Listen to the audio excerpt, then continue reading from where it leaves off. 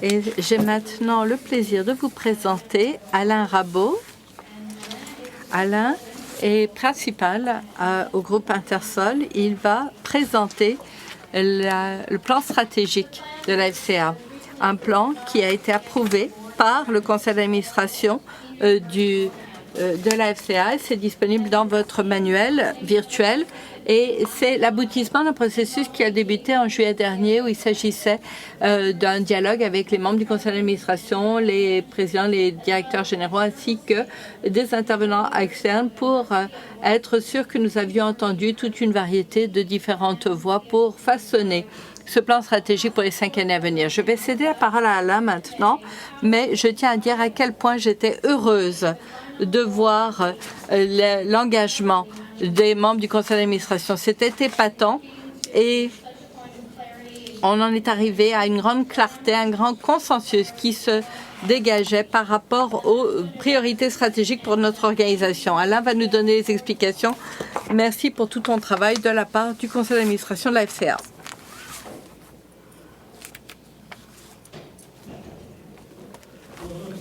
Ça fait plaisir d'être avec vous cet après-midi.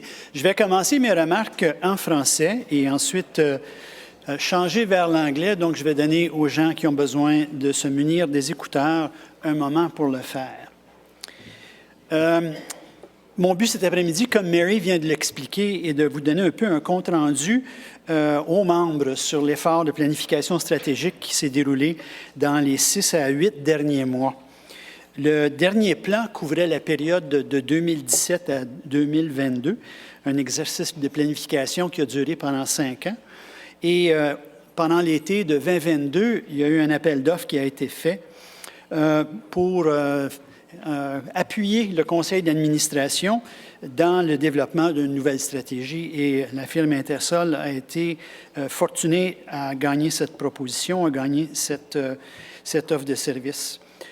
J'ai eu l'occasion, évidemment, de travailler avec le conseil d'administration, le personnel de l'organisation et avec une collègue, Ezanne Swan-Paul, qui n'est pas ici cet après-midi, mais ce sont nous, tous les deux, qui ont conduit à bon port l'exercice de planification stratégique. Je vais demander aux techniciens de bien vouloir passer la prochaine diapo, s'il vous plaît. Qui était dans la proposition, évidemment, en était une qui cherchait, comme Mary vient de le pointer, l'indiquer, à vraiment avoir un engagement assez approfondi avec les membres du conseil d'administration, bien entendu, avec les directeurs exécutifs de chacune des organisations membres, avec le personnel même et avec quelques interlocuteurs et intervenants qui étaient du milieu de l'industrie, ce qu'on a référé comme des leaders de l'industrie. On a fait avec eux une vigie environnementale et ça s'est déroulé pendant la période du mois d'octobre, pendant la période du mois de septembre et octobre, pour être en mesure, à la fin du mois d'octobre, de tenir une première atelier de planification stratégique avec le conseil d'administration pendant une des rencontres du conseil en matinée pour réviser les enjeux clés qui étaient ressortis de cette vigie environnementale-là.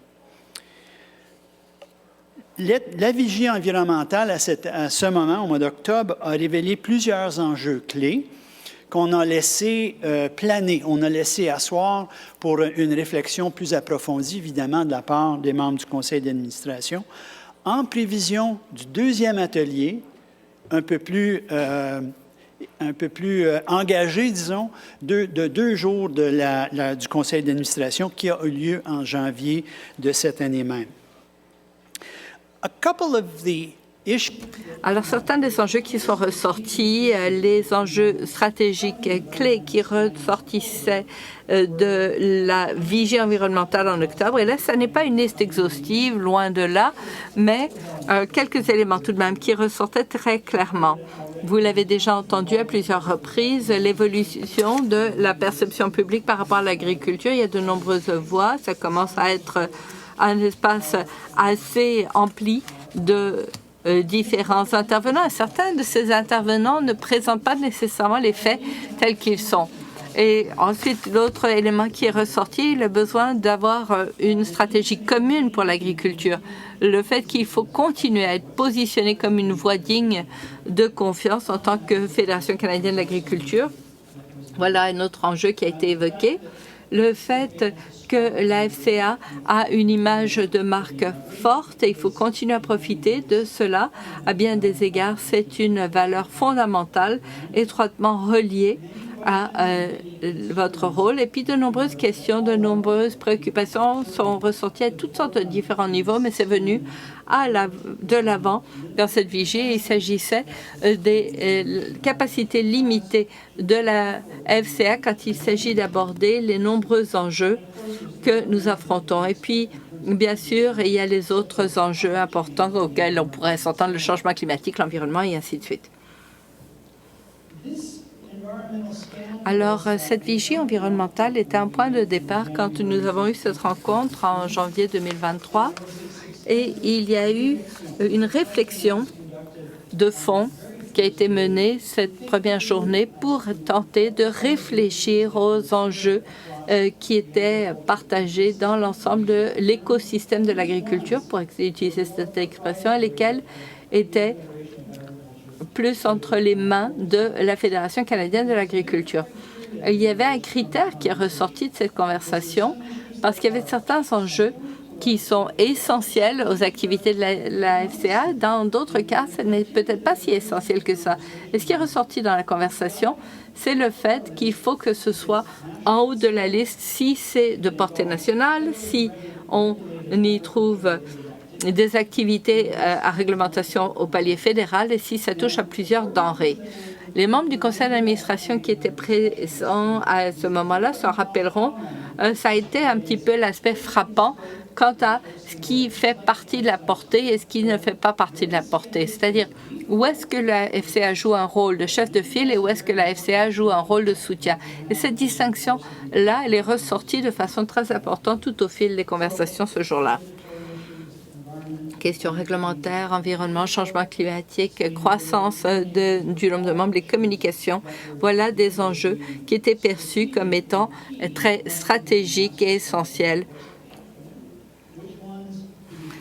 Dans quels enjeux est-ce que nous jouons un rôle de chef de file? Dans quels enjeux est-ce que nous jouons un rôle de soutien? Quels sont les enjeux que nous laissons de côté parce que nous risquons de voir notre mission trop s'éloigner de sa raison d'être si on se concentre là-dessus.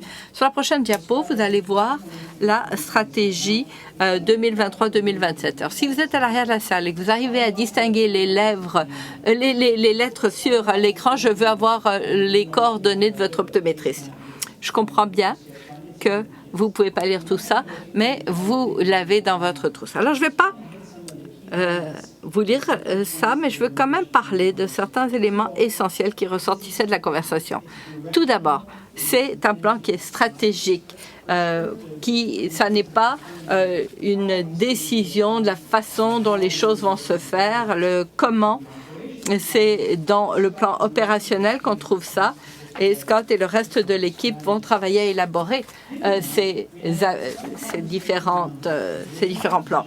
Mais on a parlé de la mission, de la vision, des principes directeurs que vous voyez affichés à l'écran et que vous avez aussi trouvé dans votre document. Il y a eu des ajustements, il y a eu des échanges, mais rien qui changeait de façon fondamentale au niveau de la mission, la vision et les principes directeurs. Et ça, pour moi, comme praticien de la planification stratégique, c'est réconfortant d'entendre cela. Ça veut dire qu'en tant qu'organisation, vous continuez à savoir où est le nord. Vous ne vous laissez pas déboussoler. Votre mission, vision et vos principes directeurs restent les mêmes. Ça, c'est important.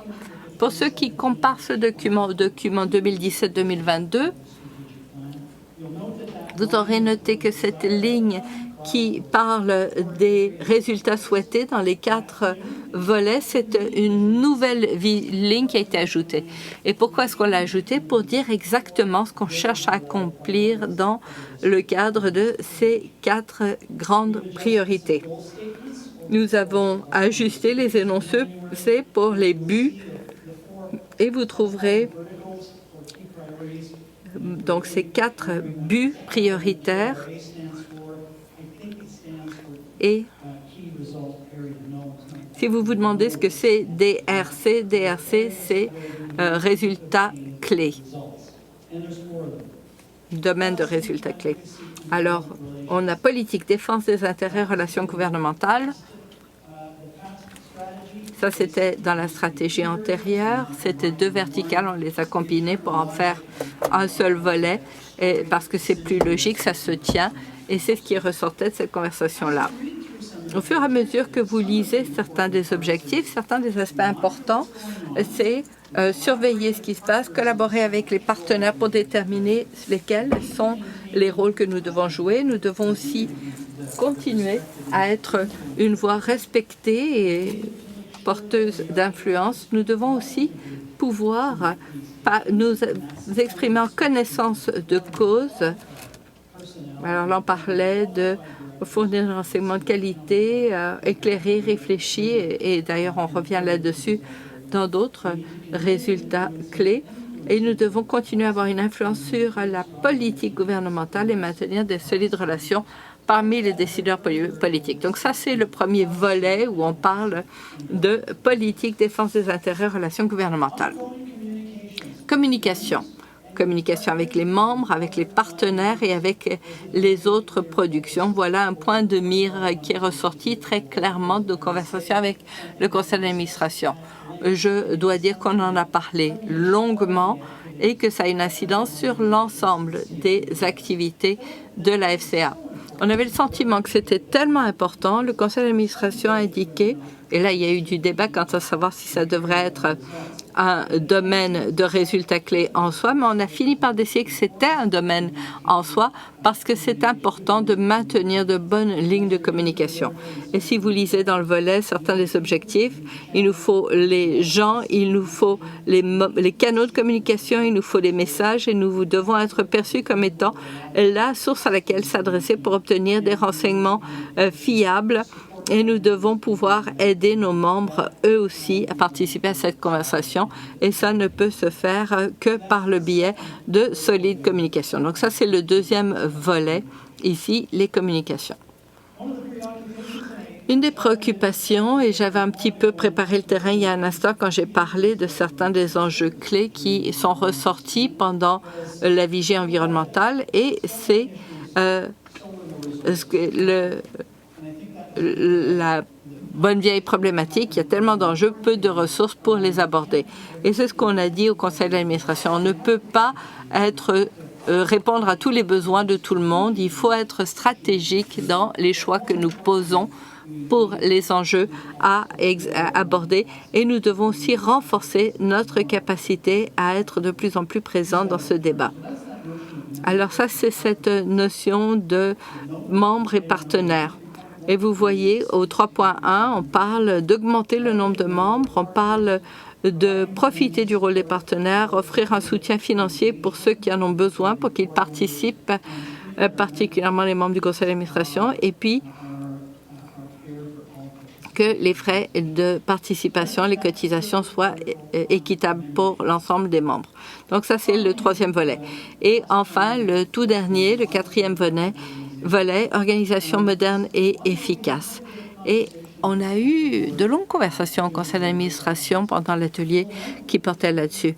Vous noterez que les 3 volets précédents, politique, défense, intérêt, communication, membres et partenaires, sont vraiment tournés vers l'extérieur, vers les membres, vers le travail accompli par la FCA. Mais ce 4e volet, c'est vraiment plus tourné à l'interne. On y parle de tout le degré d'organisation qui s'impose pour permettre que tout ce qui précédait les 3 autres volets soit accompli. Alors on a eu une conversation approfondie pour dire qu'il nous faut faire en sorte que la gouvernance est moderne et fiable. Il faut aussi avoir du soutien pour les membres du conseil d'administration. Il faut avoir la capacité du conseil d'administration. Les administrateurs peuvent jouer leur rôle. Il faut avoir le bon effectif performant, capable de nous appuyer. Il nous faut aussi avoir les parrainages voulus. Alors, Ça, c'est le résultat de l'exercice d'établissement de stratégie du conseil d'administration qui a eu lieu en janvier. Et Mary, vous avez indiqué que ça avait été adopté par le conseil d'administration. Alors maintenant, la prochaine étape, c'est Scott et le personnel qui vont déterminer de quelle façon cela se traduit au niveau opérationnel. Et bien sûr, c'est un peu paradoxal.